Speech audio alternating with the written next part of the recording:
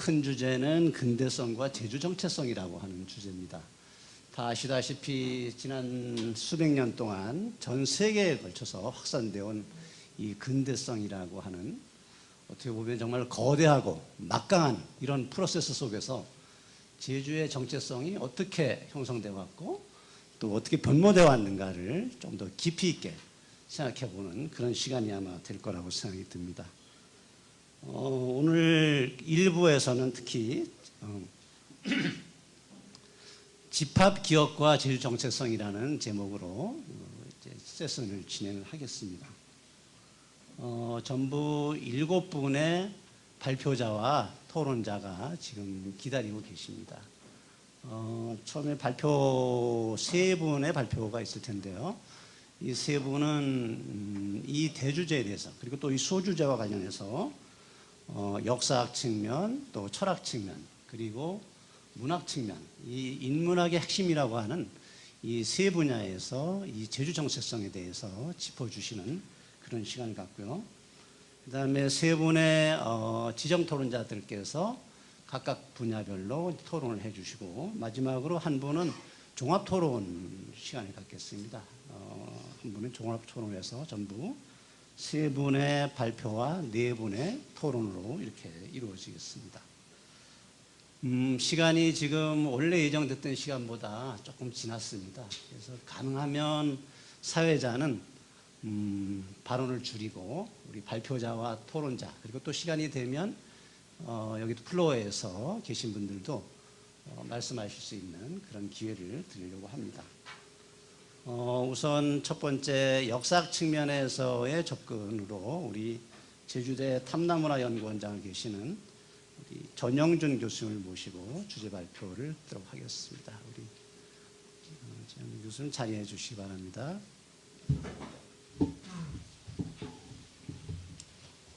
네, 전 교수님 큰 박수 좀 보내주시기 바랍니다. 주제 발표는 그냥 20분에서 25분 정도 좀 해주시면 어떨까 그런 생각이고요.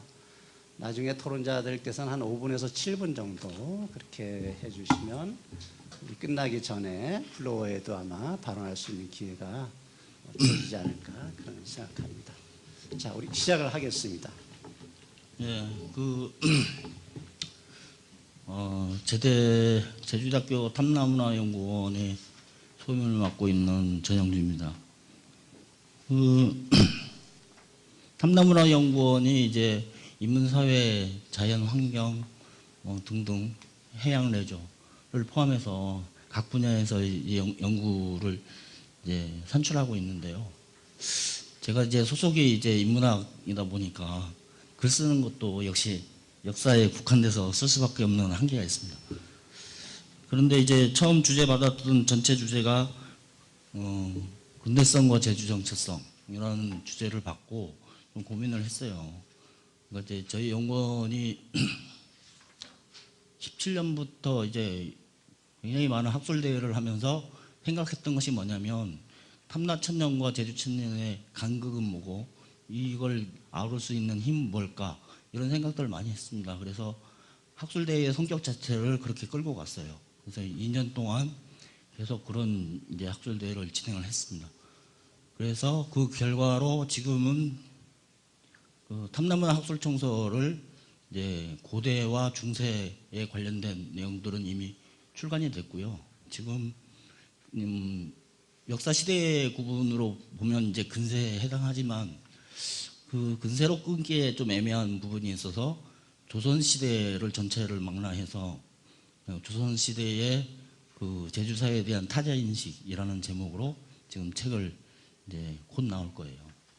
그리고 이제 네 번째가 이제 근대 제주사회와 역동성이라는 주제로 근대사를 정리를 할 겁니다. 그러고 나서 제일 마지막으로 현대사의 비극을 다루게 될. 그래서 전체 5권으로 이제 기획을 해서 3번째까지 이제 정리를 했어요. 근데 이제 그렇게 하려는 이유는 뭐냐면 우리가 이제 보면 인문학이든 이제 뭐 사회학이든 공부를 하다 보면 접하는 논문 자체가 되게 이제 반복돼서 읽히는 그런 글들이 되게 많습니다. 그래서 그런 부분에서 과연 이걸 반복 학습을 통해 가지고 우리 뇌리에 이제 넣는 것이 중요한 건가, 아니면 또 다른 이제 헤게모니를 찾아야 되는 건가에 이런 문제들이에요. 저도 이제 이 글을 쓰면서 계속 반복돼서 옛 선배들이 썼던 문헌 사료를 끌어오고 그럴 수밖에 없는 역사 연구 박물관이 그러니까 그럴 수밖에 없다라는 이게 그런 게 이제 현실적으로 문제가 된다는 거죠. 좀 다르게 생각을 할 필요가 있는데 계속 정근대 사회 연구 방식 뭐 이런 식으로만 계속 끌고 간다면 결국은 제주를 얘기할 때 과연 무엇을 갖고 얘기를 할 것이냐. 제주라는 것이 말 그대로 큰 물 건너에 있는 고을이라는 뜻인데 그게 아무 의미도 없는데 이 제주라는 단어에 대해서 집착하고 있는 것은 아닐까. 그렇다면 탐나는 그렇다면 어떤 의미가 있는 것이냐 이렇게 해봐야 되죠. 근데 이제 탐나를 알려줄 수 있는 기록들은 그렇게 많지가 않습니다. 그리고 이제 고고학 자료도 이제 제주도에서는 상당히 이제 연구가 많이 돼 있지만 실제로는 이제 고고학 자료들을 읽어보면 거기서 이제 우리 이제 문학 쪽에서 이제 얻을 수 있는 것이 굉장히 많거든요. 근데 이제 서로 보면 고고학의 연구들을 이제 끄집어내면 그것을 이제 인문학에서 그것을 문헌학을 하는 사람들이 그걸 잘 이용을 해야 되는데 그런 점에서 좀 약간 소홀한 것이 아닌가 그런 생각들을 하거든요. 그리고 뭐 오늘도 경험을 했습니다만 그 인터넷에서 그 책장을 사려고요. 책장 연구원 책이 너무 많아서 책장을 사려고 책장 20세트를 딱 주문했는데 도서상간 배송 불가 딱 떨어지는 거예요. 그래서 이제 조건을 봤더니 제주도 및 도서상간 배송 불가 이게 떨어집니다. 또는 다른 물건을 마스크 한 장을 딱 주문을 해도 추가 요금이 붙어요. 그러니까 이게 과연 같은 나라에서 이게 타당한 논리냐 이런 생각을 해봤습니다. 실제로 이제 올 초부터 시작된 이 코로나 때문에 저도 잘 안 하던 홈쇼핑이라는 것을 많이 해봤어요. 뭐 지름신이 떠가지고 왔다 갔다 할 때는 막 이것저것 사게 됩니다. 근데 사보면 별 필요도 없는데도 불구하고 나한테 필요한 것이라고 생각을 하죠. 근데 이제 배송 조건 어쩌고저쩌고 하면 나한테 애초부터 필요 없었다라고 이제 위로하고 넘어가지 않으면 안 되는 상황입니다. 그 정도로 제주도에 대한 배송, 물론 여기는 뭐 배송에 관계된 운임 뭐 이런 것들이 들어있겠죠. 이게 결국은 자본이 논리인데 이 자본이 논리를 개입을 딱 시키면 근대성하고 또 연결이 되죠. 그러니까 이제 근현대를 살아가는 우리들한테는 과연 이것이 어떤 의미를 가질까 생각을 안 할 수가 없었어요. 그런데 근대성에 기인해서 이제 한국 사회에서 근대를 얘기하는 기점은 약간 다릅니다. 고종 즉위년이냐 강화도 조약이냐 이렇게 근대도 아직 이제 정리가 안 됐죠.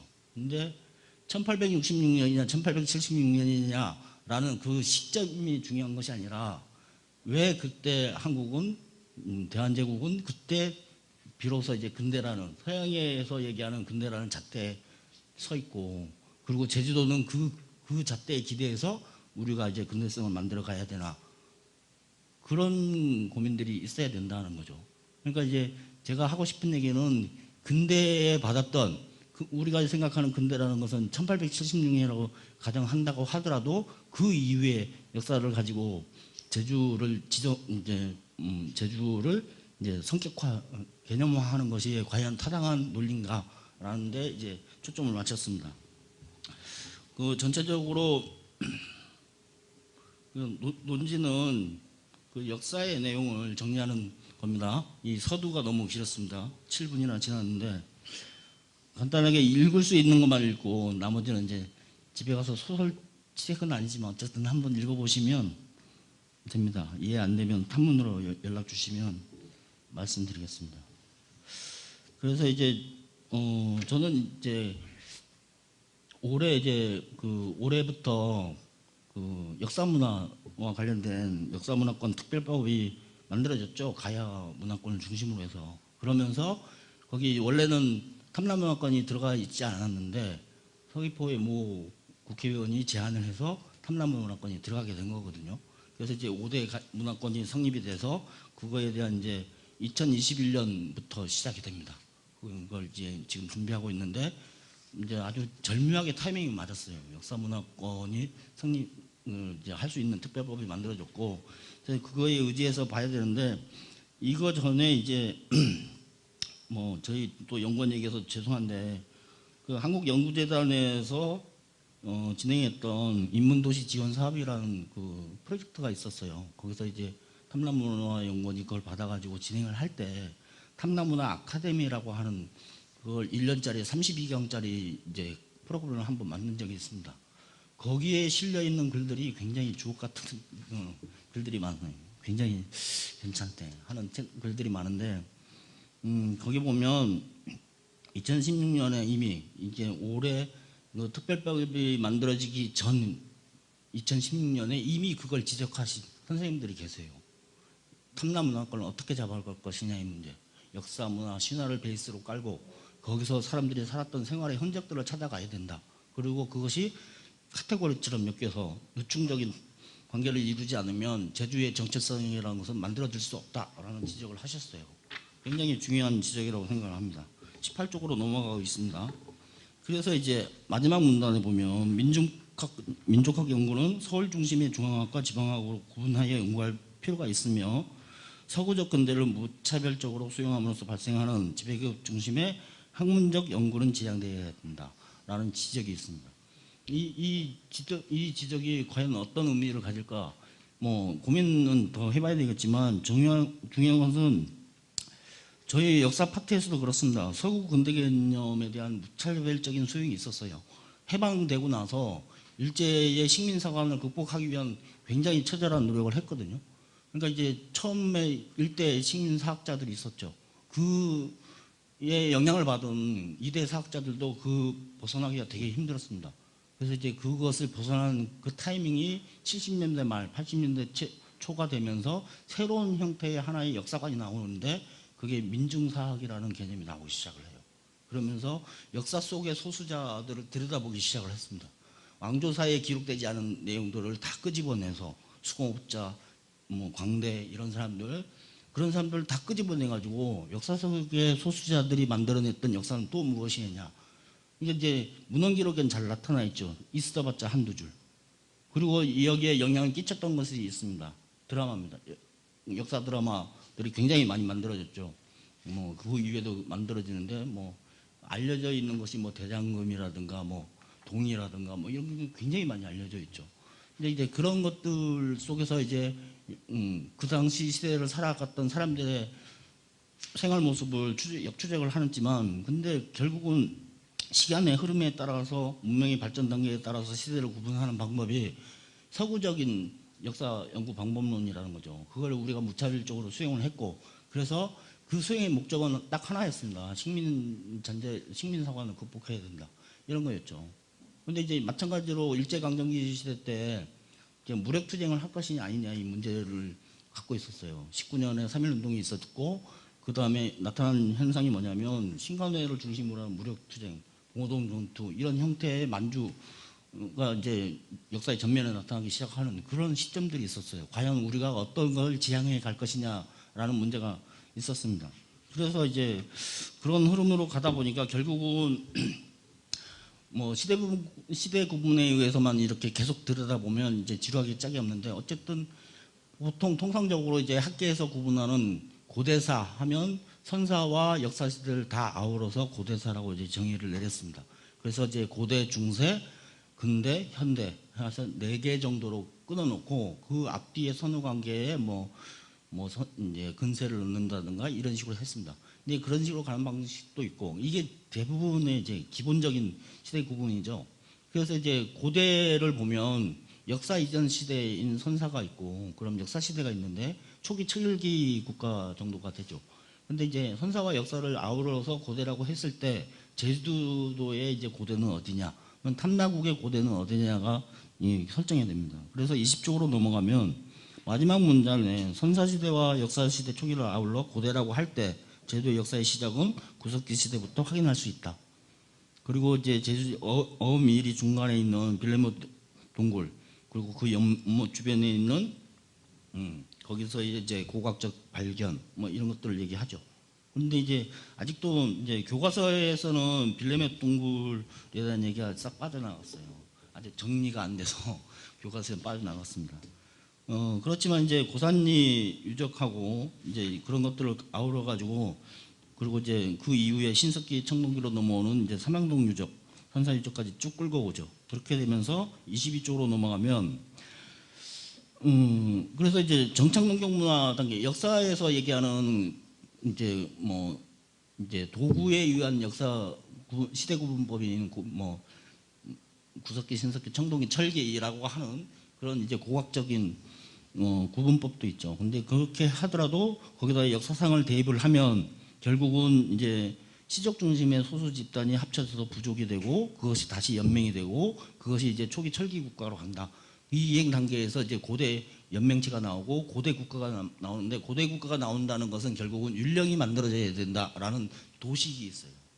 율령이 만들어져야 되고 관등이 만들어져야 되고 뭐 이런 것들이 있습니다. 그래서 이제 삼국을 보면 고구려 백제 신라를 보면 그거 만들어지는 시스템이 딱 갖춰져서 내려가죠. 그렇지 않은 나라들은 가야 그런 나라들 많았죠. 그런 사만 그리고 탐나 그리고 저 동쪽에 있는 우상국까지도 다 그런 형태였습니다. 율령까지 이르지 못하는.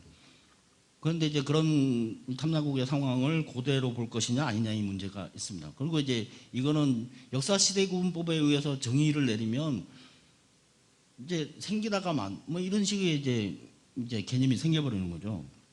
그래서 이제 그거하고 더불어서 이제 역사 시대에 라고 할 수 있는 이제 동아시아의 중심축에 있었던 중국을 보면 한나라 신나라 때 뭐 여기 이제 제도를 지나가면서 산지항 축항공사 때 축항공사가 26년부터 28년 막 이렇게 넘어가는데요. 그때 이제 축항공사를 할 때 이제 발견됐던 중국 화폐 이런 것들이 있습니다. 근데 이제 이 중국 화폐가 여기서 발견됐다고 해서 과연 이 무역의 거점이거나 무역을 했느냐라는 문제는 또 다른 개념이에요. 이제 지나가는 교류지 정도였지 않았을까? 뭐 이런 생각을 하고 있습니다. 지금 좌장 선생님께서 엄청 불안해하십니다. 그래서 이제 그런데 이제 축항공사에서 발견된 그런 화폐가 있었다는 것 자체로 무역이 성행했다라고 단정 지을 수가 없다는 거죠. 그런데 이제 고고학에서 이제 제주도에서 이제 고고학적 증거로 나타났던 여러 가지 이제 여러 가지 내용들이 있는데 그거하고 더불어 가지고 이제 이 고고학적 증거들은 이제 여기뿐만이 아닙니다. 중세 고려 시대 때 있었던 고고학 증거들도 굉장히 많죠. 그게 이제 다 어우러져서 이제 공부해야 되는데 문헌상으로는 이제 삼국지 위지동이전에서 이제 처음 시작을 합니다. 이제 24, 25 쪽으로 넘어가고 있습니다. 그래서 이제 한국사에서 고대 시기를 얘기할 때 탐나가 등장하는 것은 삼국사기를 얘기하고요. 이때 이제 문제가 되는 이때 이제 그 백제의 편입이 되느냐 신라의 편입이 되느냐 이런 얘기들이 굉장히 있는데 중간에 보면 25쪽 중간에 각주 20번이 있습니다. 이 다음 문장을 읽겠습니다. 물론 이때 탐나가 정치적으로 복속된 것은 아니었다.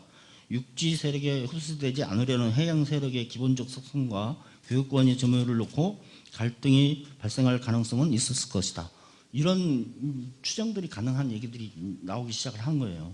그러니까 이제 백제에 끼든 신라에 끼든 이제 백제가 이제 해양력을 바탕으로 또는 가야가 해양력을 바탕으로 해서 남진을 할 때 처음으로 보이는 섬이 제주죠.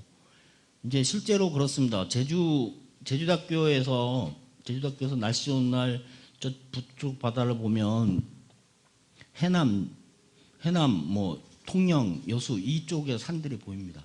그러니까 직선거리로 81km밖에 안 됩니다. 그러니까 이제 울릉도 이제 강원도에 가면 동해라는 지역이 동해시가 있죠. 동해시에서 동쪽을 딱 쳐다보면 울릉도가 보이거든요. 거기는 149km예요. 그런데도 가을이 되면 동해에서 울릉도가 보입니다. 149km의 육안으로 이제 관측이 된다는 거죠. 근데 이제 81km이기 때문에 관측 범위가 짧다는 거죠. 그러니까 이제 언제든지 역으로 생각하면 한반도 남부에서 출발해서 얼마 되지 않아서 한라산 꼭대기가 보인다는 거죠. 그거는 항로상에서 굉장히 중요한 이정표가 된다는 거죠. 그러니까 이제 피항을 해야 된다. 뭐 배를 이제 피난을 시켜야 될 때는 그 섬을 향해서 가든지 되돌아가든지 그 방법을 찾아야 되는 거죠. 그래서 이제 이게 무역 거점은 아니었겠지만 항로상에 중요한 이정표 역할은 하지 않았을까.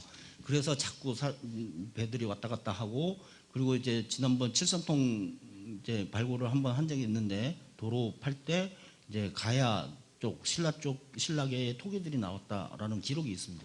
그런 것들을 다 이제 연관시켜서 봐야 되지 않을까, 그렇게 생각합니다. 그리고 이제 뭐 그런 거하고 이제 아울러서 얘기할 수 있는 게 27쪽에 보면 중간에 있습니다. 그 고려사 지리지에 의하면 성주 왕자의 호칭은 탐남 왕족인 고고청 등 세 형제가 신라의 왕을 만났을 때 왕이 그들에게 성주 왕자 도내에 자기를 주었던 데서 유래한다. 성주 왕자라는 표현은 굉장히 많이 나옵니다. 그리고 도내라는 표현도 나오지만, 이게 이제 도내라는 표현이 딱 나온 것이 언제 뭐 문헌상의 기록이 있지만, 이게 이제 유물로 나와 있는 거는 항파들이 토성벽을 발굴할 때 거기서 나왔어요. 기와명 안에 고내촌 기와명이 있는데 그 안에 도내라는 표현이 나옵니다. 그리고 이제 이거하고 그 도내를 확인하기 위해서 간 곳이 삼성열에 가면 조그만 비석이 하나 있어요. 거기에 보면 도내라는 표현이 나오거든요. 그러니까 이제 실제로 있었던 관등 체제는 아니지만 어느 정도 이제 지배계층에 이제 어떤 것을 그런 것을 설정한 것이 아니었을까. 그래서 이제 18쪽으로 가시면 3장에서 위로 올라가서 7째 줄 보면, 탐라국 시대는 한반도 중심의 시각에서 벗어나서 동아시아 해양 문화권의 범주 내에서 고려되어야 할 것이다. 이게 이제 고대 단계입니다. 상고시대의 탐라국은 한반도에 부속된 지방이 아니라 한반도 중국, 일본과 대등한 교육, 외교 관계를 맺었던 이제 동국이겠다. 이거는 좀 과장된 건 있죠. 근데 이제 그래서 이제 탐라국 시대의 이제 제도는 해양 중에 위치한 절의 고도가 아니라 고대 동북아시아의 해상교류의 거점 지역이었고, 탐라국 천년의 이제 정신세계는 해양과 직결되어 있었다. 섬이라는 한계를 바다를 통해서 극복하려고 노력하였다. 이게 이제 대략의 이제 해양학을 연구하는 사람들, 연구자들의 이제 시각입니다. 그리고 이제 그다음 넘어가는 게 이제 중세인데, 제가 볼 때 이제 중세라는 기점이, 저희들이 역사 공부하는 사람들은 그 1105년 숙종 10년을 굉장히 중시 여깁니다. 1105년에 이제 그 탐라가 고려의 이제 지방 정부로 이제 복속되는 현상이 나타나거든요. 그리고 이제 약 한 50년이 흘러서 1150년대에 처음으로 수령이 파견되고, 그 다음에 이제 61년에 최적경이 다시 한번 왔다 갑니다. 그리고 나서 이제 68년에 양수인난이 터져요. 이 양수인난이 터지고 나서 이 1168년하고 1170년하고 2년 차이밖에 안 되지만, 1170년은 무신정변이 일어난 해예요. 무신정권이 딱 들어서는 시점인데, 고려 시대를 가르치는 입장에서는 무신정권 때 양민천민, 농민천민의 난이 굉장히 많았다라는 얘기를 합니다. 그런데 그거보다 좀 더 빠른 시기에 양수의 난이 1168년에 있었다는 얘기죠. 그래서 이제 양수의 난은 어떤 식으로 해석을 할 것이냐, 지방민의 저항이냐 아니냐, 이런 문제입니다. 근데 이제 제가 보기에는 이제 그 당시에 이제 제도 삼성이 있었는데, 그 삼성이 중앙 정부에 이제 소속될 때 이제 소외됐던 그런 개념에서 이제 해석해야 되지 않을까, 그렇게 보고 있습니다. 예, 고려 때는 이제 고려의 때의 이제 제주는 이제 처음 나오는 게 이제 팔관회 뭐 이런 게 나옵니다. 30쪽에 보면 팔관회에 대한 이제 팔관회에 참여를 하고 뭐 이런 얘기들이 쭉 나오는데, 그런 이제 조공 책봉의 관계인데, 중세 단계까지는 이제 공무역이라는 것이 어떤 거냐면, 이제 이웃한 나라의 왕한테 가서 진헌 형식으로 공무를 바치면, 그러면 이제 그쪽 나라에서 이제 예물을 갖고 왔다 이렇게 하고, 그거에 상응하는 만큼을 필요한 것을 되돌려주는 그런 무역이 있었습니다. 그걸 진헌 무역이라고 하거든요. 근데 이제 그런 형태로 계속 유지되는 거죠. 그것이 유지되고, 또 뭐 사무역도 존재할 수 있습니다. 개인적으로 배를 타고 나가고. 그런데 이제 그런 개념들이 있지만, 어쨌든 그런 이제 팔관회에 처음으로 참여를 했다라는 것이 이제 고려에서 나오는 얘기가 이제 처음 그렇게 나오고요. 그 다음에는 뭐 대부분 이제 삼별초에 관계된 얘기도 쭉 나오죠. 그래서 이제 요거 그리고 이제 가기 전에 30쪽에 각주 34번이 있습니다. 거기 책 제목을 제가 잘못 따랐어요. 한별초 무인정권 다음에 이제 공골 이렇게 되는데 몽골입니다. 몽골 고쳐주십시오. 죄송합니다. 그래서 이제 가는데 지금 이제 문제가 되는 건 뭐냐면 제가 좀 문제로 보는 건 뭐냐면 그 33쪽에 두 번째 문단 세 번째 단락에 보시면 두 번째 문단 세 번째 줄이에요. 거기 보면 지방관들은 15세 이상의 제도 남자들로부터 해마다 콩 한 삼씩과 지방관의 말단 공무원들로부터 말 한 필씩도 바치로 강요하여 나누어 가졌다. 이 문장입니다. 이 문장. 왜냐하면 고대 삼국시대까지는 고구려 백제 신라시대까지는 성인 남자의 기준이 15세였습니다. 이 사람들이 세금을 내는 기본점이었어요. 기준점이었는데 중세로 넘어가면 그 나이가 16세로 바뀝니다. 16세로 바뀌는데도 한 살 더 적게 어리게 해서 받는다는 것은 그만큼 수탈의 범위가 넓었다는 얘기가 돼요. 이게 고려사에도 나옵니다. 나오는데 고려사 식화지를 읽어보면 전식화 체제가 편성이 되거든요. 거기는 분명하게 나옵니다. 성인의 기준은 16세 이상 60세 이하 딱 정해져 있거든요. 이게 이제 고려 경제 체제를 끌고 왔던 힘인데도 불구하고 탐나에 들어왔던 수령들은 왜 그걸 15세까지 끌어내렸느냐라는 거죠. 그런 것들을 이제 문제 삼아야 되는 거죠. 그만큼 지방이라고 편입돼 있다고 해가지고 지방이라고 해서 이제 뭉개고 간다라는 느낌이 드는 거죠.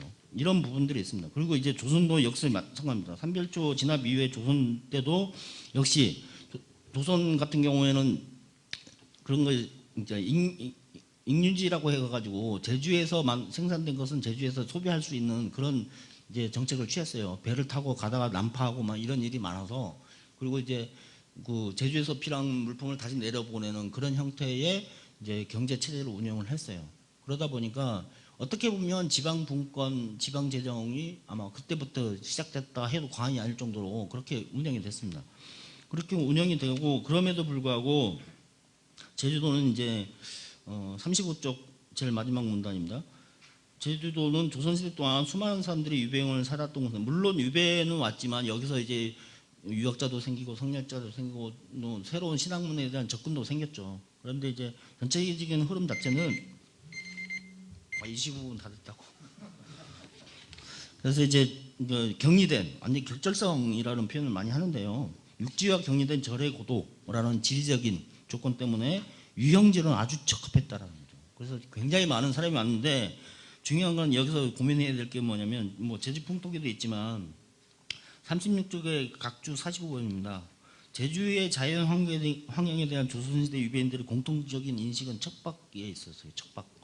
이 척박이라는 개념이 뭐냐면 뭐 비가 많고 습하고 해충이 많고 뭐 이런 거죠. 토산이 빈약하고 이런 것들은 뭐냐면 유배인들은 대부분 그 당시 조선의 관리였습니다. 이 사람들은 농경 중심 지대에 살면서 풍족한 이제 생활을 하던 사람이에요. 그런 사람들이 내려오는데 그 척박의 기준은 뭐냐면 벼를 기준으로 하는 거예요. 쌀을 기준으로 하는 겁니다. 쌀이 생산되지 않고 이게 풍요롭다는 것은 쌀을 항상 기준으로 하기 때문에 그들의 눈에는 척박함의 대상이 될 수밖에 없다라는 거죠. 그러나 그런 농경 문화 단계를 농경 문화를 뺀 나머지 토산이나 이런 것들은 그렇게 이제 척박한 것도 아니었다라는 거죠. 이런 문제들을 어떻게 해석할 것이냐라는 겁니다. 그래서 이제 결론입니다. 보통은 제가 결론을 잘 안 읽는데요. 요거는 좀 읽어보겠습니다. 37쪽 문단인데요. 탐나신화의 내용은 아직도 실생활에 반영되어 있고 절대된 경우에는 자연에 순응하면서도 이겨내려는 의지로 전환되었다. 노동력을 나누어 쓰는 순으로 문화가 있었고 존양 정신이 있었고 공동목장과 공동어장, 원담이죠. 공동어장이 있었다. 그래서 섬과 삶, 바다는 제주정신을 규정하는 공간적 요소가 됩니다. 바다는 자기와 남을 구별하는 확실한 경계로 인식이 됐고 경계의 확정성은 자아와 주체성의 확립을 뜻합니다. 남들에 대한 분명한 구별의 기계성을 분명하며 공동체성을 강고히 유지하는 기능도 같이 합니다. 그래서 이제 외지인이 제주를 독자성과 배타성이 강한 지역이라고 하는 것은 여기에 근거하는 거죠. 아예 그런 것도 있습니다. 제주 말을 못 알아들으니까 저긴 딴 나라 같다 이런 표현도 있습니다. 그런데 여러분 예전에 황산벌 한번 보셨죠, 영화? 황산벌 보시면 거시기 때문에 전쟁을 못 해요. 그죠? 백제에 쳐들어가야 되는 신라 김유신 입장에서는 거시기가 해석이 안 되는 거예요. 그냥 거식을 알아야 이제 전쟁을 할 건데 그게 안 되니까 어떻게 합니까? 모두 암호 해독하는 애들 다 불러놓고 시켜도 아무것도 안 되잖아요. 이게 5개 T라고 생각합니다. 왜냐하면 삼국시대에 삼국을 자유롭게 돌아다녔던 사람들이 있어요. 그런 사람이 있어요. 승려입니다. 승려. 고구려 승려, 백제, 신라 어딜 가도 불신금은 안 합니다.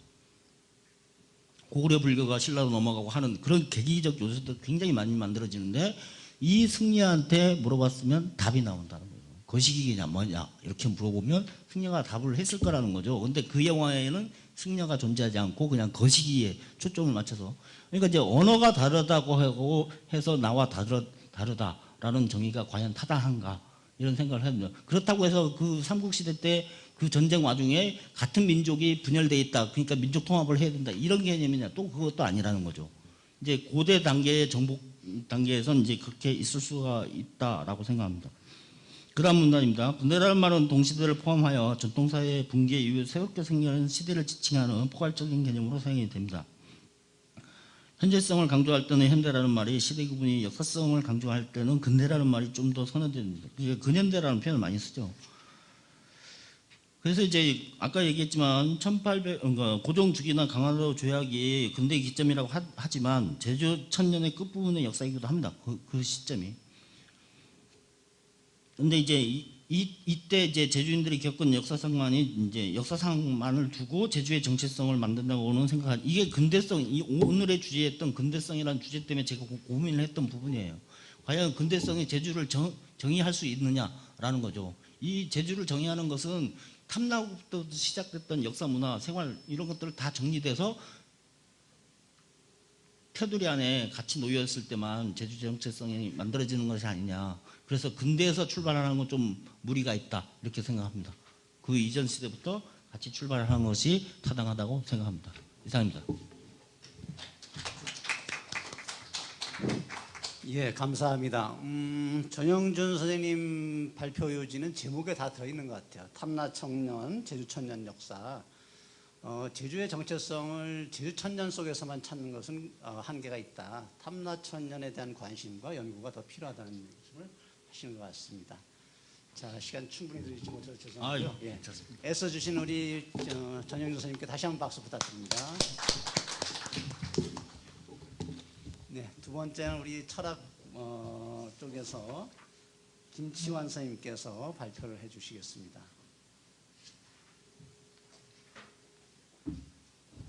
김치환 선생님 발표 제목은 제주 정체성과 근대성에 대한 철학적 문제들에 대해서 짚어주시겠습니다. 우리 큰 박수로 한번 맞아주시기 바랍니다. 네, 안녕하십니까. 제주대학교 철학과 김치환입니다.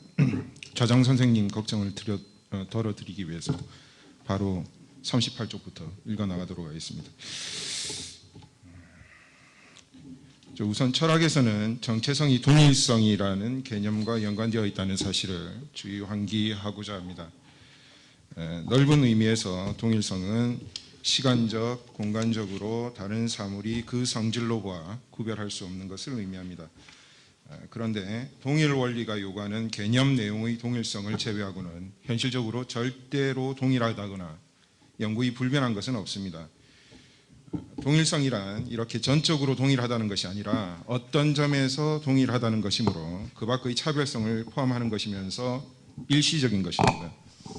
탐나왕국과 제주섬은 시간적으로 다르지만 한반도의 최남단에 위치한 가장 큰 섬이라고 하는 면에서 구별되지 않고 제주섬을 삶의 자리로 하는 개인은 도민이라는 면에서는 동일성을 가지지만 각자가 처한 환경이나 상황, 가치 판단에서는 다른 존재라고 할 수 있습니다.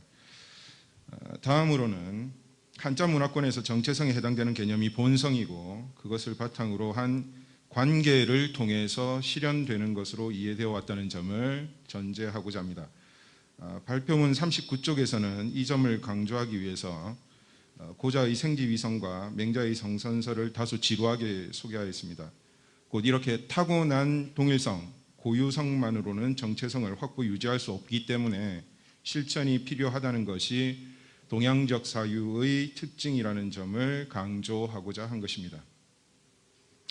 40쪽에서는 유교의 사서 가운데 정치 철학을 다루고 있는 대학의 쌍방향의 중층적 구조를 들어서 정체성과 근대성의 관계를 정의하고자 했습니다.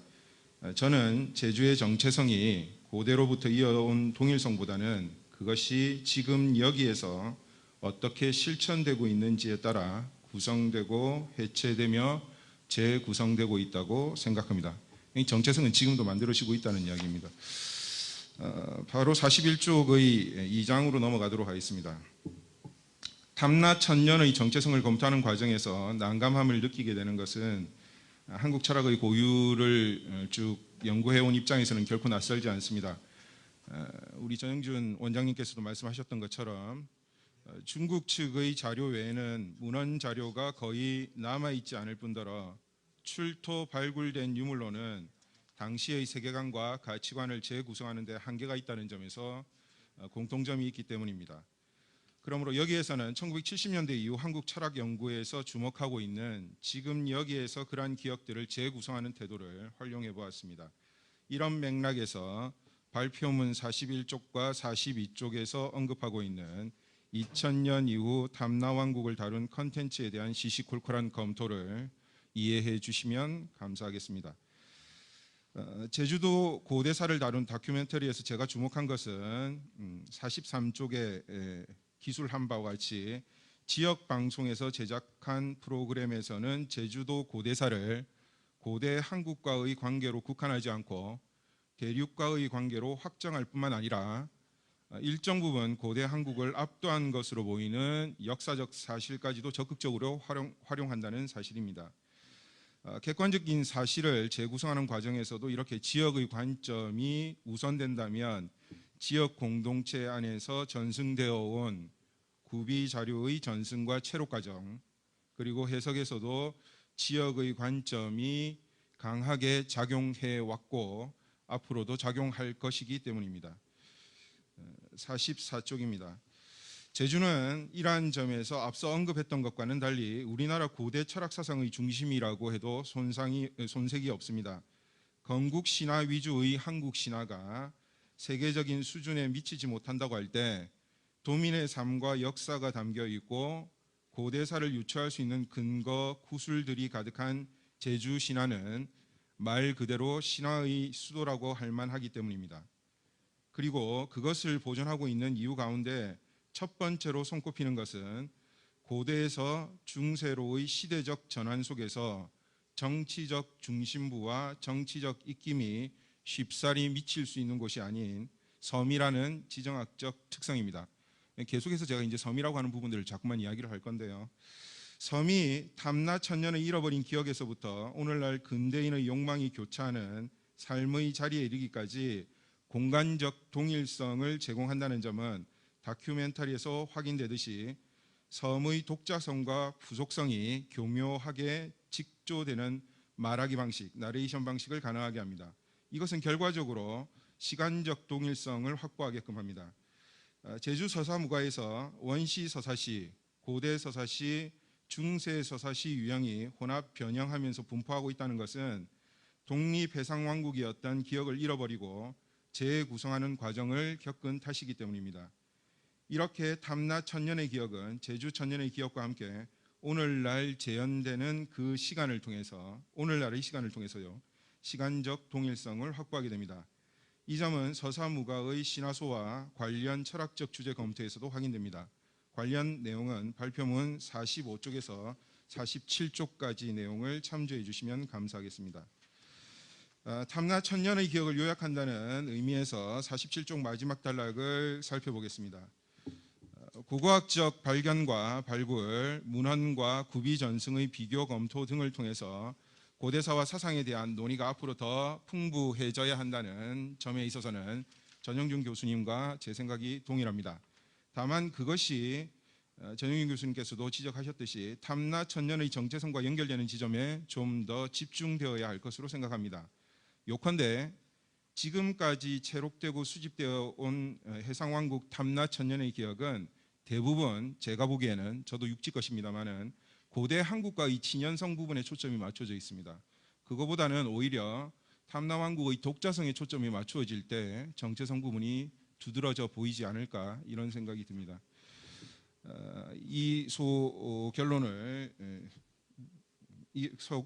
이어서 3장 경계인의 시선 제주 천년의 정체성을 보도록 하겠습니다. 천년을 유지해온 독립해상왕국 탐나국이 한국에 병합된 것은 조선 왕조 때지만 그 이름을 잃은 것은 고려 왕조 때입니다. 그런데 고려 왕조에서도 곧바로 편입되지는 않았고 숙종 10년에 군으로 개편되었다가 의종 때에 이르러서 현으로 강등되었으며 이후 고려 왕조와 결탁한 세력에 대한 반발 때문에 반란이 잦아지자 고려 정부는 현에서 군으로 회복했다가 제주로 승격시켰습니다. 이 부분은 전영준 교수님께서 쭉 잘 설명해 주셨습니다. 이런 과정을 거친 이유는 저는 뭐 사학자는 아닙니다만은 독립왕국의 향수를 불러일으켜 분리운동을 야기시킬 수 있는 소지를 없애려는 고려 정부의 적극적인 정책 때문에 그런 것이 아닐까 이렇게 생각을 해봅니다. 49쪽입니다. 이렇게 해서 고려에 복속된 제주는 남송과 일본을 잇는 바닷길의 요충지였으므로 원나라는 제주를 남송과 일본 정벌의 전초 병참기지로 활용하는 한편 국립목장 가운데 하나를 설치 운영하는 등 제주 경영에 적극적으로 나섰습니다. 덕분에 제주는 당시로서는 국제적인 문화교섭이 이루어지는 국제도시로서의 지위를 누렸습니다만 원나라와 명나라의 교체기를 겪으면서 격전지가 되기도 했습니다. 이로써 한때 국제적인 문화교섭을 활발히 이루어낸 제주의 정체성은 부정되고 잊히게 되었습니다. 50쪽입니다. 개국 초기부터 중앙 집권적 통치 체제를 강화하려고 했던 조선에서도 마찬가지였습니다. 토착 세력을 지방 통치 조직 안으로 정비하면서 유교적 통치 질서를 확립하고자 했기 때문에 제주는 말 그대로 교화의 손길이 미치기 어려운 변방 중에서도 변방에 불과했습니다. 중앙정부는 제주를 교화의 대상으로 여겼으며 제주도로 유배된 인사들은 제주와 제주 사람에 대한 부정적인 시선을 감추지 않았습니다. 그럴 필요가 전혀 없었던 거죠, 사실은. 이러한 시선에 대한 반동으로 양란 이후에 국가 질서가 재편되는 과정에서도 조선의 국가 질서는 제주에 제대로 뿌리 내리지를 못했습니다. 이 점은 숙종 28년에 제주 목사로 들어온 이영상 목사의 신당 철폐라는 조치에서도 확인됩니다. 만약에 그 전에 그것이 뭐 이렇게 연착륙했다라고 이야기를 하면 굳이 이렇게까지 경착륙을 할 필요가 전혀 없었다는 이야기죠. 그러니까 그때까지는 전혀 국가 질서가 먹히지 않았다는 이야기입니다. 물론 이와는 반대로 유산 풍조가 급격하게 성행하면서 제주는 중국 전국 시대의 이상향 가운데 하나인 영주로 여겨지기도 했습니다. 전쟁 이후 기존 질서가 무너지면서 다양한 내용의 국가 제조론 속에서 내륙의 지식인이 제주를 선경으로 여기는 것은 당연한 일일 수 있습니다. 왜냐하면 현실에서 이제 동떨어진 공간이니까요. 그런데 영주식경을 지금의 형태로 정리한 제주 사람 매개 이한호의 시선에서는 제주도에 부임했거나 유배된 외지 사람들의 시선이 발견되고 있습니다. 이 점이 좀 특이한 점으로 주목될 필요가 있습니다. 그는 제주를 보는 외지인의 시선에 단순히 공감했다기보다는 외지인의 시선으로 제주를 봄으로써 제주를 새로운 공간으로 재구축해내고 있습니다. 그러니까 이중으로 낯선 공간이죠. 자기 고향임에도 불구하고 낯선 공간으로 만들어버립니다. 이 점은 오늘날에도 우리가 겪고 있는 부분이라고 생각됩니다. 자, 이 점은 53쪽에 발표는 53쪽에 나와 있는 이한우보다 한 세대 앞선 일제 변경분과 제주 정체성의 기층을 차지하는 민중들의 태도에서도 확인됩니다. 이들은 국가 질서가 신당 철폐와 같은 방식으로 제주 사람의 현실적인 삶에 적극적으로 개입하고 있음을 절감했습니다. 낯선 자연 경관이야 그렇다 치더라도 그곳에서 삶을 영위하고 있는 사람인 자신들을 제주의 자연 경관 가운데 한 요소로 외지인들이 배치시키고 있음을 깨달았기 때문에 그렇습니다. 그러니까 지금 관광객들 입장에서 본다라고 이야기하면 제주도민들은 경관 중의 일부분이지 동일하게 이렇게 생각이 되는 것은 아니거든요. 이러한 시선에서는 제주 사람에 대한 기본적인 이해나 공감은커녕 그럴 최소한의 필요성도 찾아보기 어렵습니다. 이러한 시선에 대해 민중의 시선은 반란이라는 실천 행위로, 토착 세력의 시선은 경계인으로서 제주복이라고 하는 실천 행위로 드러났다는 동일성, 정체성이 확인된다라고 하겠습니다. 55쪽 근대인의 욕망, 현실 제주의 정체성 부분을 보겠습니다. 근대화에 대해서 좀 긍정적으로 우리가 생각하기 쉬운데요. 전영준 교수님도 약간 부정적인 입장에서 말씀을 하셨습니다. 이 근대화라고 하는 것이 서구적 관점에서 모더니즘은 분명히 긍정적인 측면이 있지만 이게 이제 동아시아적 관점에서 볼 때는 결코 긍정적일 수 없는 부분들이 있기 때문에 그렇습니다. 그래서 동아시아의 근대화는 서세 동점 세력에 의해서 강제된 부분이 있습니다. 따라서 오리엔탈리즘과 제국주의적 확장이라는 이른바 근대적 욕망에 대한 자구책을 모색하는 것이 우선되었습니다. 우리 쪽에서는요. 그리스도교의 동아시아 포교사는 이러한 점을 극명하게 드러내고 있는 것으로 유명합니다. 이런 점에서 조선시대 절의 고도의 유배지였던 제주도는 그리스도교와 긴밀한 관련이 있었을 것으로 짐작해 볼 수 있습니다. 그러니까 이제 뭐 그 당시에 이제 천주교인들이 아마 제주도로 유배를 오지 않았을까 뭐 이런 부분들을 연상할 수 있겠죠. 그래서 저도 이제 정난주 이야기를 잠시 이렇게 소개했습니다만은 하지만 제주도와 그리스도교의 본격적인 만남과 파국은 우리 전영준 교수님 발표 끝부분인 끝에서 이제 말씀하셨던 선교 자유화 요인 1899년을 기점으로 해서 오히려 가속화되고 있습니다.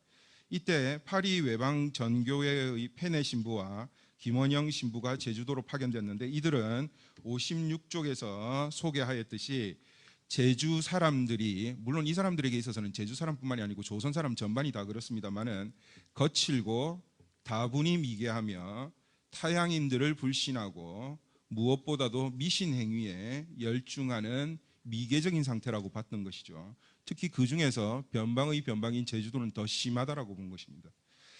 제주도 선교에 나선 선교사들의 이런 시선은 당시 서세 동점의 천병 역할을 했던 서양 선교사들에게서 공통적으로 발견되는 것입니다.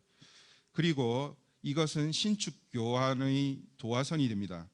신축 교환의 근본적인 원인은 프랑스와 일본 등 제국주의의 이해가 제주도에서 충돌한 것으로 국력 확장을 위해 선교의 확대를 꾀했던 프랑스와 자국 어민의 제주 해역 조업을 추진하였던 일본의 욕망이 충돌한 것으로 볼 수 있습니다.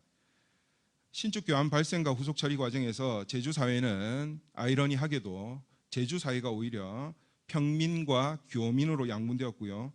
물론 이 과정에서 서양 제국주의와 천주교회, 조선정부도 대가를 치르기는 했습니다. 하지만 이때의 기억들이 근대 지식인들의 제주 유배와 함께 항일 의식이 고취되는 요인으로 작용하기도 합니다. 관련 내용은 58쪽을 참조해 주시기 바랍니다. 이런 맥락에서 본다라고 한다면 아직 제대로 된 이름을 가지지 못한 제주 4.3도 근대적 욕망에 대한 충돌의 역사와 맞닿아 있는 것으로 볼 수 있을 것입니다. 국가를 잃어버린 국민, 그러니까 식민지의 국민을 근대적 개인으로 계몽하려고 했던 일본 제국주의가 물러난 직후에 발생해서 남한 단독정부 수립을 통해 탄생한 반쪽짜리 근대 국가가 냉전 체제 구축을 위해 수행했던 대리전, 우리는 6.25 전쟁이라고 부릅니다만은 이 대리전이 종료된 후에야 끝났기 때문입니다. 제주 4.3은 이런 관점에서 태동기에 있던 근대 국가가 자행한 폭력이요, 그러한 폭력에 당당하게 맞선 제주 사람의 저항이라고 볼 수 있습니다. 그리고 발생 이후 40여 년 동안 국가가 기억의 공개를 억압해온 조용한 사건이지만 이렇게 억압적인 상황이 오히려 다양한 형태의 기억 투쟁을 불러일으켰습니다. 이 부분에 대해서는 다음번 발표해 주시는 김수열 시인님께서 아마 잘 이야기해 주실 걸로 기대됩니다. 60쪽입니다. 한편 제주 4.3이 조용한 사건으로 억압되고 있는 시기에 제주 4.3을 자행한 근대 국민국가는 제주를 타자에 의해 소비되는 대상으로 재구성했습니다.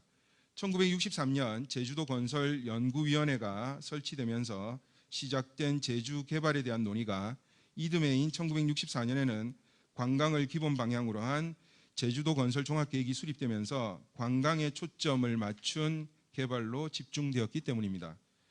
제주특별자치도가 출범하고 지방자치제도가 정착된 오늘날에도 제주가 삶의 공간이 아니라 소비되는 공간으로서 이중적인 소외를 겪고 있다는 점은 애석하게도 달라지지 않고 있습니다. 뒤늦은 제주 열풍은 한국식 장기 불황과 그것에 대처하려는 정부의 정책, 그리고 그 사이에서 갈등하고 있는 경제 주체의 요구가 맞물린 결과이지 제주가 말 그대로 중심에 놓인 것은 아니기 때문입니다. 하지만 그럼에도 불구하고 이러한 절망의 끝에서 희망을 볼 수 있는 까닭은 61쪽 마지막 단락에서 밝혔듯이 근대의 각종 열풍의 중심에 선 제주가 개발 광풍으로 상실당한 시간과 공간을 재현하는 곳이기 때문입니다. 말하자면 지금까지 육지에서 해왔던 그런 근대화 혹은 개발의 문제점들을 피해갈 수 있는 혹은 아니면 앞으로 새로운 어떤 그런 미래를 생각해 볼 수 있는 그런 모델로서 충분히 작동할 수 있는 말하자면 지연된 시간을 가지고 있다는 이야기죠. 물론 그걸 우리가 얼마나 활용하고 있는가 하는 부분들은 냉정하게 우리가 비판적으로 반성을 해야 되겠습니다만은 모던 곧 서양 근대는 동양을 계몽의 대상으로 전제함으로써 모던을 이식받는 대가를 당연히 치러야 한다는 제국주의적 욕망을 정당화했습니다. 육지의 경우 그 욕망은 그동안 유지해왔던 삶의 방식이 이른바 IMF 사태를 온몸으로 겪으면서 해체되는 시점에 가장 강렬하게 표출되었습니다. 그리고 역설적으로 한 번도 중심을 차지하고 선 적이 없었던 제주는 지금 바로 상실당한 시간과 공간을 재현하는 방식으로 지연된 개발의 광풍을 겪고 있는 중입니다. 그리고 그것은 긍정적으로 본다면 아직도 그 근대적 욕망이 제주에서만큼은 완전히 충족되지 않았다는 반증이기도 합니다. 결론입니다. 62쪽. 지금까지 제주 정체성에 관한 연구는 제주인의 고유한 자질인 제주 정신에 관한 연구와 제주 문화 정체성에 대한 제주도민의 인식과 공감 정도에 대한 설문조사 연구 등 두 가지 방향성을 가지고 있었습니다. 제주 정신과 관련된 초기 연구에서는 긍정적인 측면으로는 강임, 불패 혹은 불굴의 정신, 근검, 절약, 수분의 정신, 자립, 자위의 정신이 부정적인 측면에서는 열등의식, 배타심 등이 공통적으로 손꼽혔습니다. 이후 산무정신과 함께 존양정신, 해민정신 등이 제안되기도 했습니다. 하지만 환경결정론이 갖는 해석상의 오류와 이데올로기적 기제로 작용할 우려가 상존하고 있다는 비판에서 벗어나기가 힘들었습니다. 이러한 비판 때문에 최근 이른바 제주문화문법 탐색을 통한 제주 정체성 검토가 제안되기도 했습니다. 여기서 제안된 제주문화문법은 평등성, 현세성, 합리성, 온정성, 묘합성 등인데 이것과 결합체적 사슬이 잘 맞으면 새로운 문화 창조와 사회 발전을 가져오지만 그렇지 않으면 반대의 결과를 낳는다고 주장하고 있습니다. 그런데 이러한 제주문화문법도 제주정신에 대한 기존 연구들과 똑같은 비판을 받을 여지가 있지 않나 하는 의구심을 지울 수가 없습니다. 제주의 무속시나 가족제도, 의식주의 특성 등에 관한 기존의 연구들을 재해석해서 이런 것들을 도출해냈다고 하더라도 그 자체가 일종의 이념형으로서 기능한다라고 이야기를 할 때는 꼭 제주뿐만이 아니라 어디에다가 이 제주 문법들을 갖다 붙여도 다 말이 되는 것이기 때문에 정체성으로서의 어떤 그런 가치가 없다는 이야기죠. 그래서 거칠게나마 제주 정체성으로 논의될 만한 주제들을 제가 좀 검토해 보았습니다. 지금까지. 제가 이 발표에서 주안점을 둔 부분은 앞서 제가 강조했듯이 제주의 정체성이 제가 이렇게 모두에는 섬이라고 이야기를 했지만 도서국가로서의 독자성과 변방으로서의 부속성이 교직되고 있다는 점에 저는 초점을 맞췄습니다. 이 점은 국내의 다른 섬들과는 구분되지만 오키나와나 대만 등 고대 도서 독립국 지위를 유지하다가 병합된 섬들과는 동일하다고 할 수 있습니다. 특히 이들 섬이 병합 과정 또는 서세 동점 시기에 강요된 모던 근대성과 그로부터 태동한 근대 국민국가 수립 과정에서 유사한 아픔을 겪어야 했다는 점을 고려한다면 제주는 한국, 대만은 중국, 오키나와는 일본과의 동일성보다는 오히려 이들 섬 사이의 동일성이 더욱 부각될 수밖에 없습니다.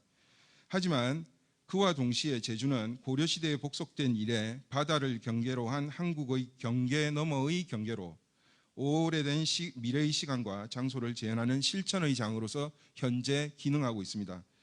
따라서 이것은 한국과의 동일성을 확보해야 하는 변경 제주가 아니라 타자인 한국과 관계 맺는 중심 제주라고 하는 인식론의 전환 혹은 아니면 인식론적인 전복을 통해서 제주 정체성이 가능하다라는 것을 보여주는 자료라고 생각을 합니다. 이상 발표를 마치겠습니다. 감사합니다. 네, 감사합니다.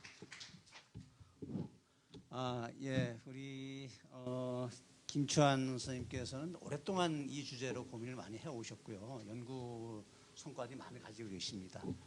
지금 그 고민하고 연구해 오신 결과를 이렇게 방대하게 정리를 해주셨는데 시간이 많지 않아서 하여튼 뭔가 문제 제기로도 충분히 의미가 있지 않을까 싶고요. 나중에 우리 토론 시간에 좀 더 깊이 있는 그런 논의가 진행됐으면 좋겠습니다. 감사합니다. 우리 큰 박수 다시 한번 부탁드립니다.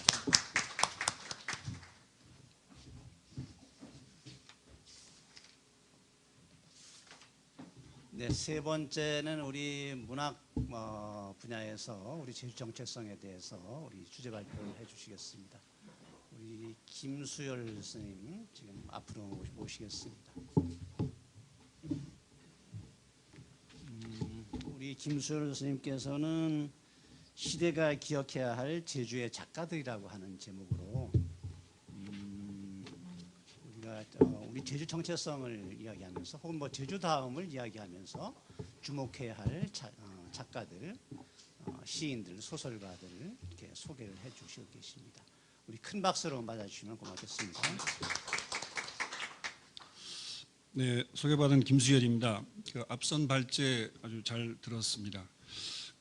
저에게 주어진 요청된 바가 제주 문학의 정체성이었습니다. 그걸 고민하다가 시대가 기억해야 할 제주의 작가들로 제목을 살짝 비틀었고 시간이 막 쫓기는 것 같아서 가장 완벽한 발제는 자료로 가름하는 것으로 알고 있습니다만 그러게 너무 무리일 것 같아서 좀 이렇게 읽어내려 가도록 하겠습니다. 들어가며 저는 제주에서 나고 자라 지금도 이따금 시를 쓰고 있는 사람입니다.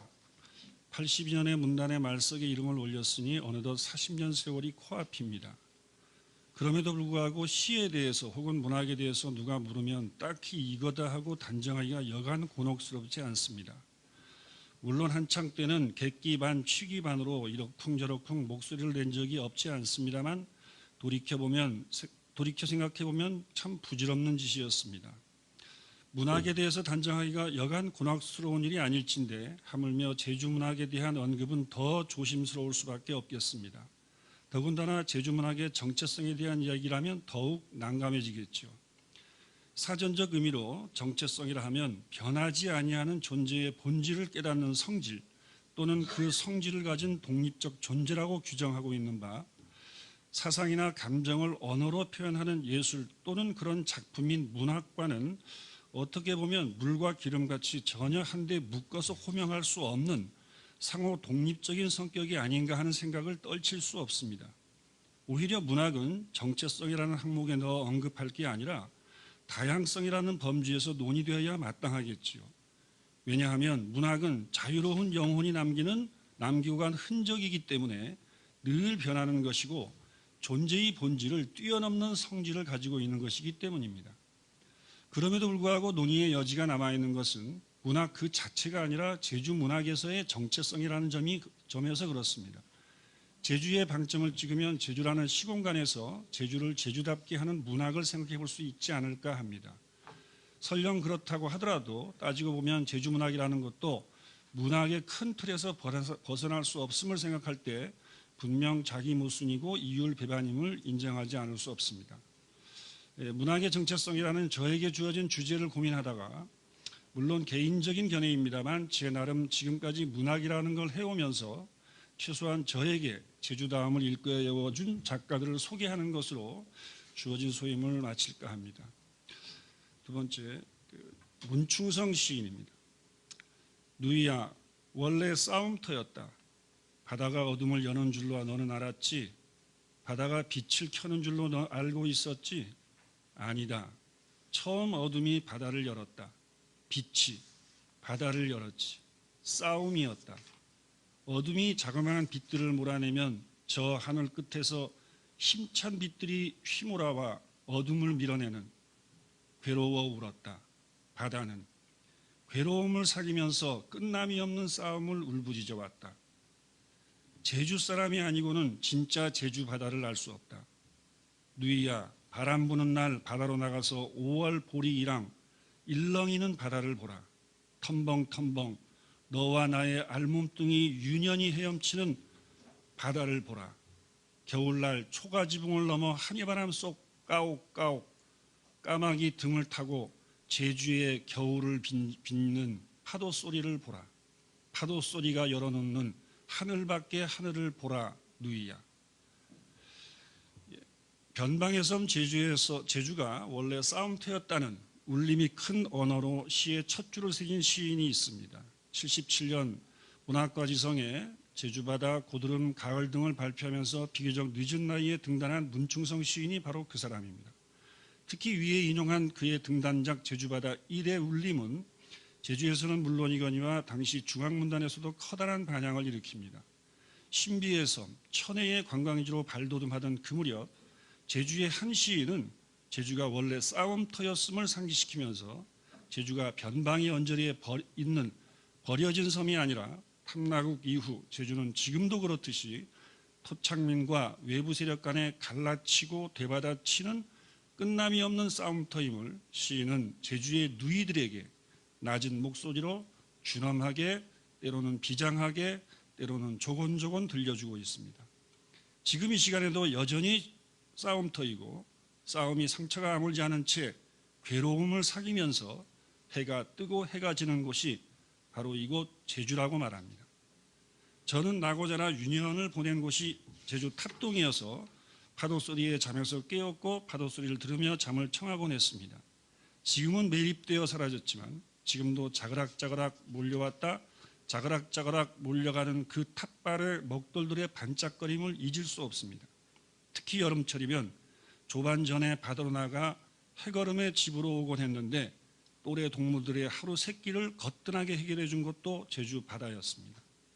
머리가 굵어지면서 바다는 그저 바라만 보아도 넉넉한 곳이었는데 문충성의 제주 바다를 만나면서 저는 처음으로 제가 몰랐던 제주 바다를 알게 되었습니다. 제주 바다는 싸움터였고 지금도 싸움터임을 일깨워준 시인이 문충성 시인입니다. 제주 사람이 아니고는 진짜 제주 바다를 알 수 없고 파도 소리가 열어놓는 하늘 밖의 하늘을 볼 줄 아는 사람이 바로 제주 사람임을 알려준 시인입니다. 하나 저는 지금도 파도 소리가 열어놓은 하늘 밖의 하늘을 본 적이 없습니다만 안타깝게도 몇 해 전에 하늘 밖 하늘로 가신 문충성 시인은 아마도 파도 소리가 열어놓은 제주 바다를 굽어보고 계시지 않을까 합니다. 다음으로 소개할 작가는 화산도의 김석범 선생님입니다. 선생님이 제1회 사산평화상을 수상하면서 수락 연설의 일부를 소개합니다. 기억이 말살당한 곳에는 역사가 없다. 역사 없는 곳에 인간의 존재는 없다. 다시 말해서 기억을 잃어버린 사람은 사람이 아닌 죽음과도 같은 존재다. 오랫동안 기억을 말살당한 사삼은 한국 역사에 존재하지 않았다. 입 밖에 내지 못하는 일, 알고서도 몰라야 하는 일이었다. 하나는 막강한 권력에 의한 기억의 타살이었고 다른 하나는 공포에 질린 섬사람들이 스스로 기억을 망각 속에 집어던져 죽이는 기억의 자살이었다. 사사 문제의 올곧은 해결은 아직 멀었지만 공권력에 의한 재평가와 아울러 진상규명, 명예회복 등의 사업으로 더욱 큰 걸음을 내딛기 시작했다. 반세기가 지난 지금 죽은 사람이 되살아난 건 아니지만 한없이 죽음에 접어드는 깊은 망각 속에 얼어붙었던 기억이 지상으로 솟아나 햇빛을 보게 된 것이다. 영원히 말살할 수 없었던 기억이 부활이자 기억의 승리다. 어처구니 없는 학살을 영원한 텁으로 은폐하고 놀라운 허위로 역사를 꾸며오면서 기억의 암살자 노릇을 해온 지난날의 위정자들의 책임은 막중하다. 소설가 김석범 선생은 25년 오사카 이카이노에서 태어나셨습니다. 뱃속에 그를 가진 어머니가 제주에서 오사카로 밀항하고 그를 낳으신 겁니다. 이카이노는 사삼을 피해 일본으로 밀항한 제주 사람들의 집단 은거지나 다름없었습니다. 사륙의 조국에서 도망쳐 차별과 핍박이 일본 땅에 목숨을 이탁해온 제주 사람들의 시간이 그의 화산도에 응축되어 있습니다. 76년 일본에서 연주를 시작해 2015년 한국어판으로 완성되기까지 40년의 세월을 소진했습니다. 선생님의 표현을 빌면 이승만 정부 수립의 희생양으로 바쳐진 제주가 한국의 오늘과 어떻게 만나는지 200자 원고지 22,000장에 꾹꾹 눌러 앉혔습니다. 김석범 선생은 한국인도 북한인도 일본인도 아닌 패전국 일본이 한국으로 기화하지 않은 제1항인들에게 일방적으로 부여한 조선적입니다. 남과 북이 기회가 있을 때마다 그를 회유했지만 선생은 분단된 나라 어디에도 속하기를 원치 않으셨습니다. 아흔을 훌쩍 넘긴 선생은 지금도 무국적자이고 존재하지 않은 나라 조선의 백성으로 제1을 살고 있습니다. 조선을 다루는 문학이 보편화될 수 없다라고 하는 그 유명한 설국의 작가 가와바다 야스나리의 그릇된 인식과 싸우며 그는 사삼을 쓰지 않고는 견딜 수 없는 치열한 상상력과 비타협의 정신으로 소설 화산도라는 보편성을 획득합니다. 일본에서 83년 오사라기 지로상, 98년 마이니치 예술상을 수여하면서 그의 역작 화산도를 평가할 때 정작 한국은 그의 문학에 냉담했습니다. 그가 마음의 고향 제주를 얼마나 그리워했는지를 짐작할 수 있는 일화를 소개하겠습니다.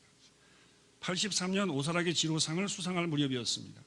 아사히 신문사에서 그를 위해 경비행기를 띄우고 한국 정부에 김석범의 입국을 요청합니다.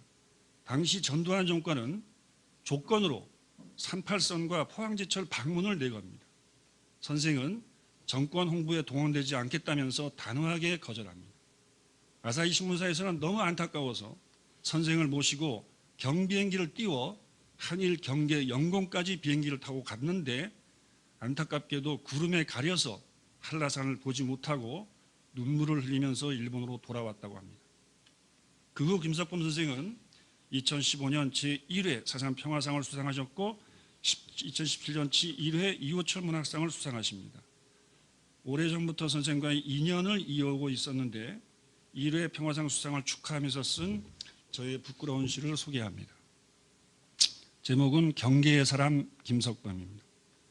나는 북한 사람, 남쪽 사람도 북쪽 사람도 아니요. 그러니까 나는 무국적자요. 나는 분단 이전의 조선 사람이요. 제주 4.3도 마찬가지요. 반토막 4.3은 4.3이 아니란 말이요. 온전한 4.3은 통일된 조국에서의 4.3이요. 그러니 제주 4.3은 통일인 거요.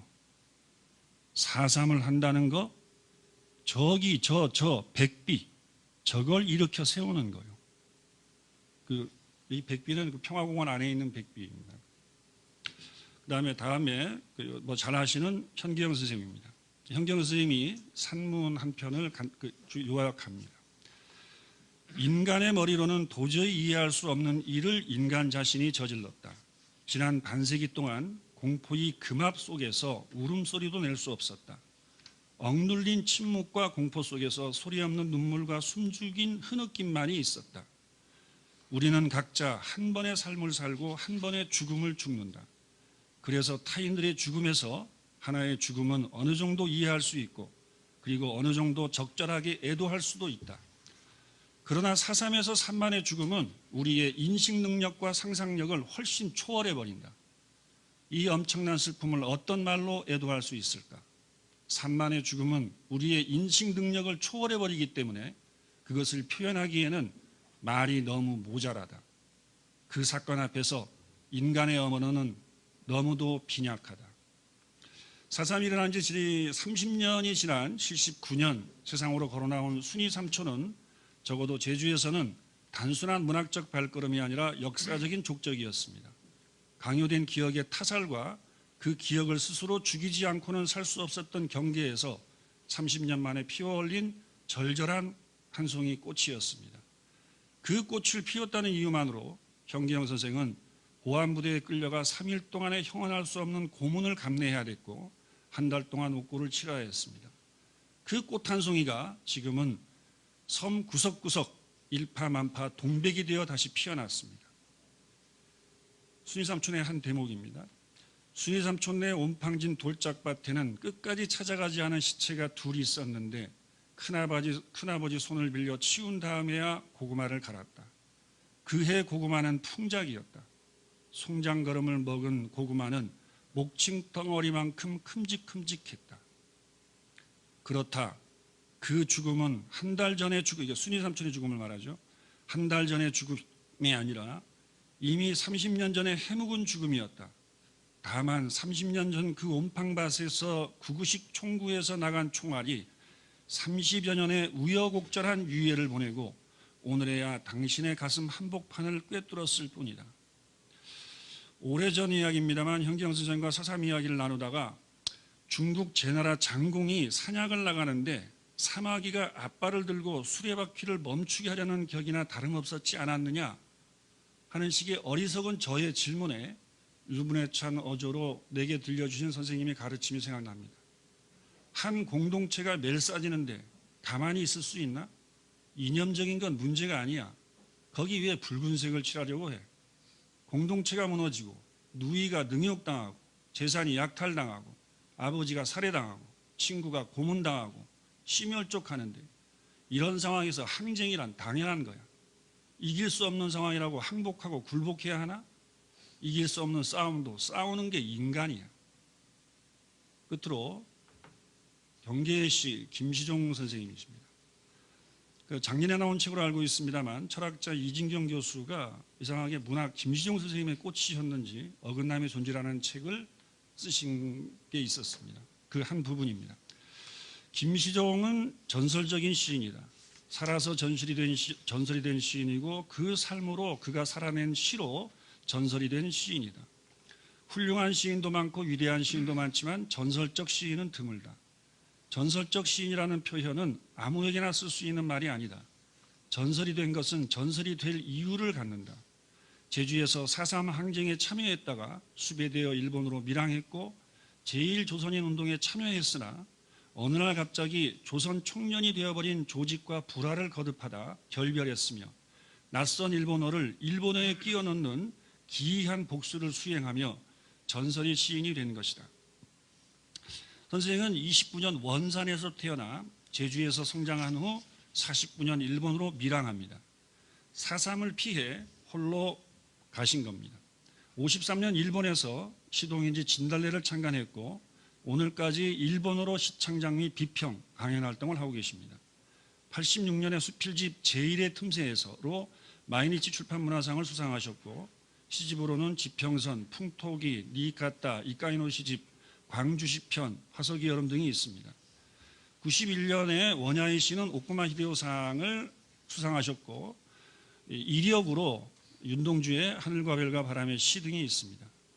제주가 고향도 아닌 선생님을 무제주 문학의 정체성을 이야기하는 자리에 호명한 것은 비록 원산에서 나셨지만 해방 즈음에 온 가족이 제주에 내려와 정착하셨고 선생님은 비록 역사의 소령돌이를 피해 일본으로 가셨지만 선생의 부모님은 지금 제주에 두 봉분으로 남아 계시고 선생의 문학 또한 제주와 무관하지 않기 때문입니다. 선생은 일본어를 고집하면서 작품을 쓰시는데 그 경계의 시라고 하는 시집의 서문에 이런 말씀을 하십니다. 나는 분명 역사적으로 8.15를 분수정으로 옛 일본으로부터 끊어졌다. 확실히 8.15는 식민지를 강요한 일본과 결별하는 날이긴 했다. 그런데 일본어만은 그 후 부득이한 일본에서의 생활과 중첩되어선지 예전의 나를 고스란히 끌어안고 있다. 일찌감치 눌러앉은 나의 일본어와 고별하기 위해서 해방은 여전히 긴 시간을 필요로 하는 끝없는 계기 같은 것이다. 그 일본어로 나는 시를 쓰고 자신의 사념을 정착시키려 발버둥치고 있다. 잡다한 속성의 한복판에 놔둔 때묻지 않는 서정을 어떻게 하든지 자신의 일본어로서 발로시킬 책무가 내게는 있다. 자신의 생장에 얽혀있는 일본어로부터 나 자신을 해방하기 위해서다. 선생님은 지금도 제2를 사십니다.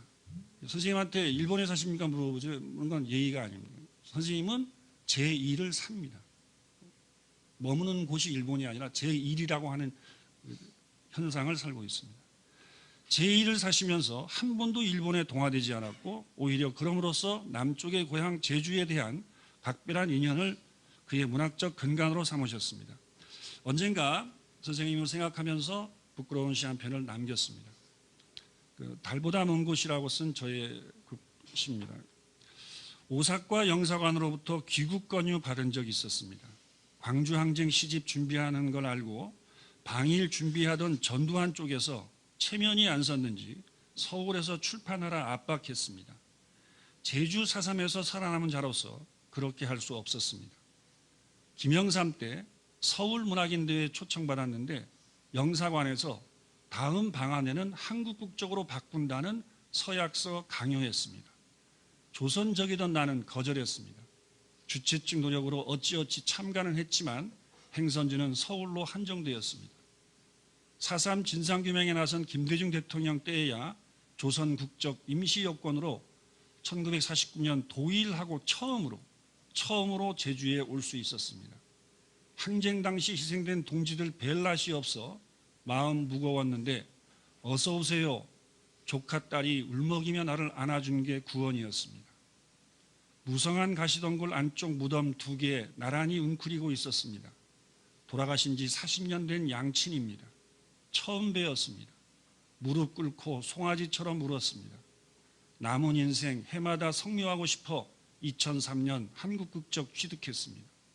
그해 취임한 노무현 대통령 제주 4.3을 국가 권력이 잘못이라 인정하고 공식 사죄했습니다. 일본으로 건너간 지 반세기, 제주는 참 멀었습니다. 달보다 먼 곳이었습니다. 마무리하겠습니다. 글을 마치며 생각해보니 제주문학의 정체성과 관련하여 한편으로 치우친 생각만을 고집한 건 아닌가 하는 우려를 지울 수 없습니다. 제 주변머리가 그리 넓지 못한 탓이겠거니 하고 이해해 주셨으면 합니다. 물론 제주 혹은 제주 문학을 오늘을 있게 한 작가들이 앞에 호명한 몇몇 작가들 뿐이겠습니까? 지금 이 시간에도 하루가 다르게 무너져가는 제주의 자연 환경에 대해 그 안타까움과 울분을 글에 담고 있는 작가들도 수두룩하고 소멸해가는 우리의 언어인 제주어를 내려놓지 않고 자신의 작품 속에 넣는 작가들도 한둘이 아닙니다.